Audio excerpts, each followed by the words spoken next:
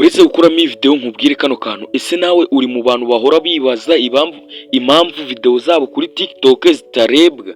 Nawe ukora video ugakora uko ushoboye ariko TikTok zawe cyangwa se video za TikTok zawe ntizirebwe? Muri iyi video tugiye kurebera hamwe uburyo ugiye kwa uploadinga video, uburyo ngiye kukwereka hashtag ugiye kurya urakoresha tukagufasha kwa uploadinga video zawe kuri TikTok, bityo rero nawe ukaba umwe mu bantu bagira views nyinshi hano kuri TikTok. Ujya ubona umuntu yakoze ubusa, yakoze video ya fake ariko yahiritse.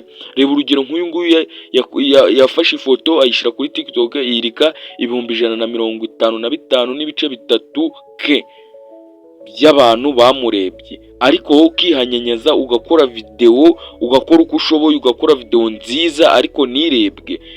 Igisubizo cyabonetse nuko wa uploadinga nabi, nuko hari ibintu udakora mbere yo kugira ngo wa uploadinge video. Ibyo bintu nibyo ngiye kukwereka ujaja ukora mbere yo kwa uploadinga video. Ibyo bintu uzajya ubikora, ndetse ibyo bintu numara kujaja ubikora mbere yo kwa uploadinga video yawe ndakeka izajya irebwa. Uzanyandikira muri comment niba iyo video ibintu ngiye kukwereka muri iyi video tugiye gukorera hamwe nyuma yuko uploadingaga utarabimenya. Uzambwira itandukaniro, uzarimbwira muri comment, n'ubundi ni kuri YouTube channel nk'ibisanzwe Uziye Tech Media. Mbere yuko dutangira rero iyi video, kandira subscribe, uriking iyi video, unayisharing inshuti zawe. Igitekerezo cyangwa inyunganizi nk'ibisanzwe murabizi aho bisangwa ni muri comment. Let's go. Icyo ukora rero we nta kindi nicyo ngiye kukwereka muri iyi video. Nyaboneka wibuke gukanda subscribe, nyaboneka. Icyo urakora rero nta kindi urakora, urahita uza muri account ya TikTok yawe. Urahita uza muri account ya TikTok yawe.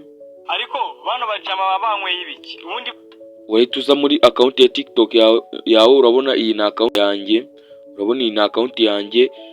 Wenda ushobora kuvuga ngo ngiye kubera iki ntarebwa, ngewe iyi TikTok iracyarinsha. Iyi TikTok imaze nk'icyumweru kimwe, ariko urabona ko natangiye kujya ngira views. Ntabwo reka nze mbabwize ukuri, ntabwo uzatangira ikintu ako kanya ngo ukeka ko kirahita kirebwa. Gusa reba TikTok imaze icyumweru kimwe nk'abandi gutangira kurebwa n'abantu 400, 500, 100, 200. Haweho habyushizeho video ikaba no views. Ejo bundi ushobora gusanga nzashaho video ugasanga yagize n'ibihumbi 100, bitewe nuko nyine bisaba kugira ngo umanze ubundi TikTok imeze nka YouTube.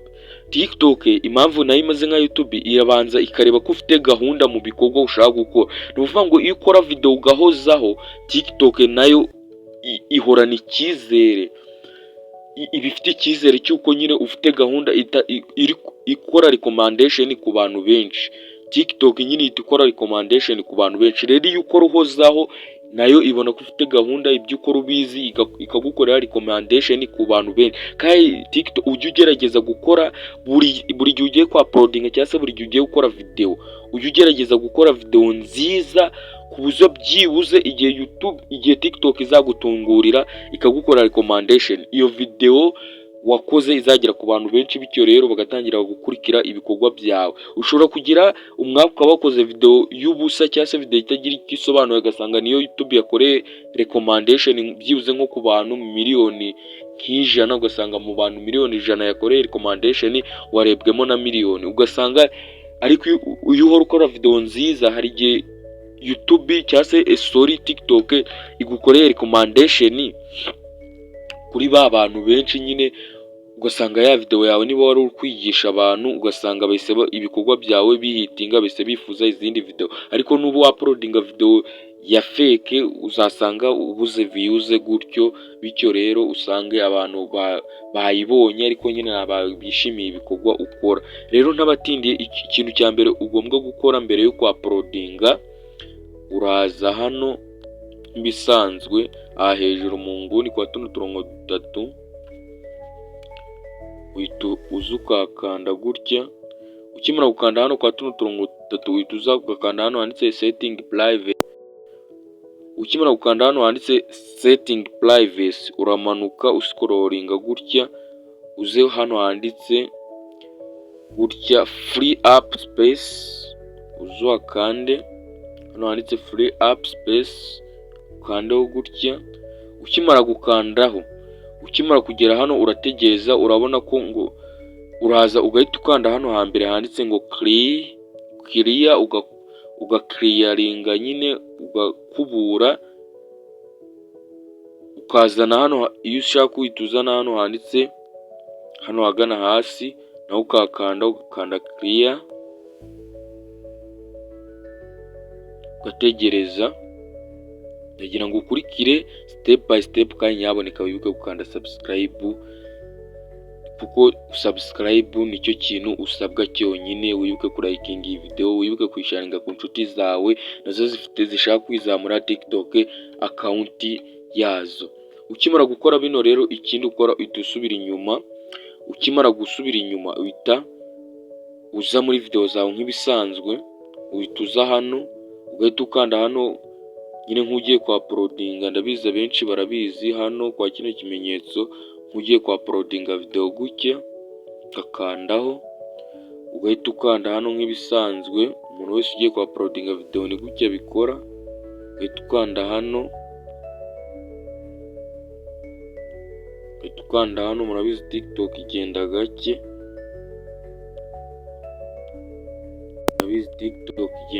ugahita ukanda hano.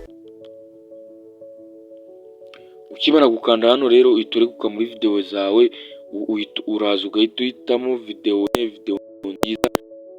nziza ushaka nyine kwa uploadinga, video nyine wakoze neza. Wenda tuvuge uti video nakoze neza wenda ni iya mbere, wenda ni iyi ngiyi yigisha abantu, wenda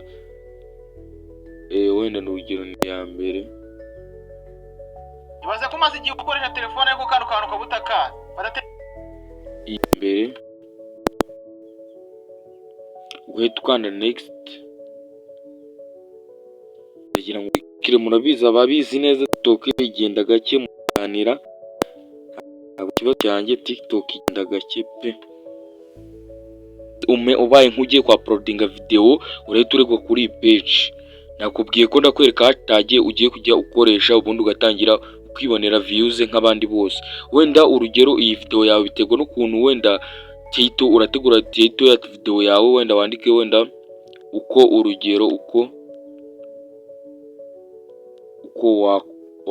wakoresha internet y'ubuntu, wenda ni urugero uhite wandika, uhite uza hano kwa kano kamenyetso hano, uhite uza hano handitse kino kimenyetso, uhite uza uhitemo hano, uhitemo iyi ya mbere yitwa VIP, uhitamo VIP, uze hano uhitemo watch, uze wongere uhitemo follow you, uze wongere uhitemo Rwanda TikTok, uze wongere uhitemo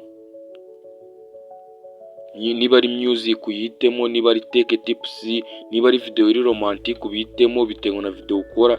Giye ko nkora content yo kwigisha ndahitamo create search nights, ubundi mite na uploadinga video.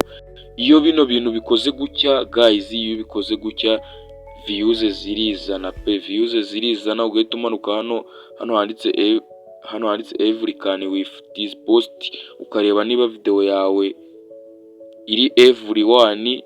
Ushobora kuba warayishize friend cyangwa only you. Hano niwe iyo wayishize only you niwe wenyine uba wemerewe kuyireba. Iyo wayishize kubagufollowinze ni inshuti zawe, ariko everyone ni buri umwe wese. Rero uraza ushire video yawe of everyone. Ukimara gushira video yawe everyone, uhita uza ukanda hano handitse post, uyipostinge. Ndakeka uraza kunshimira nyuma guys. Rero ni wanga nshoreje video, mbifuriza umwaka musha muhire. Niba iyi video rero wayikunze, ntiwibagiwe gukanda subscribe. Igitekerezo cyangwa se inyunganizi aho bisangwa murahazi ni muri comment. Bye bye.